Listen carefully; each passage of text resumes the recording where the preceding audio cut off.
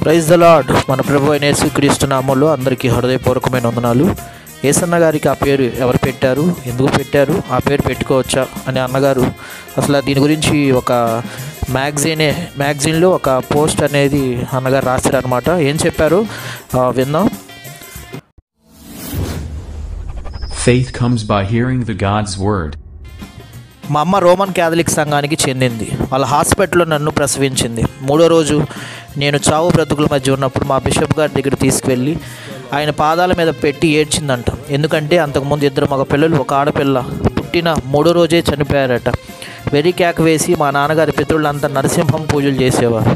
మా నాన్నగారి పేరు కూడా అదే, వేరే పేర్లు పెట్టుకోకూడదు అని వారి చాదస్తం. మా అమ్మకి పిల్లలు కేక వేసి 3వ రోజు చనిపోవడంతో ఏదో దుష్టశక్తి ఇలా చేస్తుందని గుర్తుపట్టింది. అందుకే నన్ను స్వాములవారిగా చేసుకోమని నేను పుట్టిన 3వ రోజు బిషప్ గారిని ప్రాధేయపడింది. అప్పుడు మా బిషప్, ఈ బాబు చనిపోడు, ఏసన్నా అని పిలువు.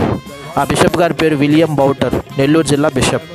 పెద్దయిన తర్వాత సెమినార్కి పంపించు, నీ కోరిక పై స్వాములవారిగా చేస్తానని చెప్పాడట. నేను బ్రతికాను. ఒకవేళ మరియన్న అని పేరు పెట్టుకుంటే ఎలా ఉండేదో.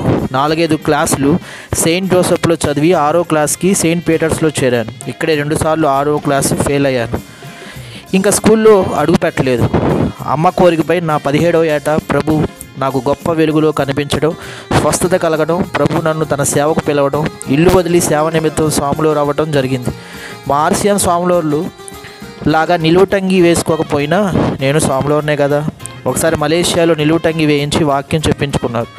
అంగి వేసుకున్నప్పుడు మా అమ్మ నన్ను చూచుకుంటే ఎలా ఉండేదో. ఇది ప్రియులారా, యేసన్న గారికి ఆ పేరు ఎందుకు పెట్టారు, ఎవరు పెట్టారు, ఆయన యొక్క అభిప్రాయం, ఎలా ఆయన సేవకు వచ్చారో పూర్తిగా తెలియజేశారు.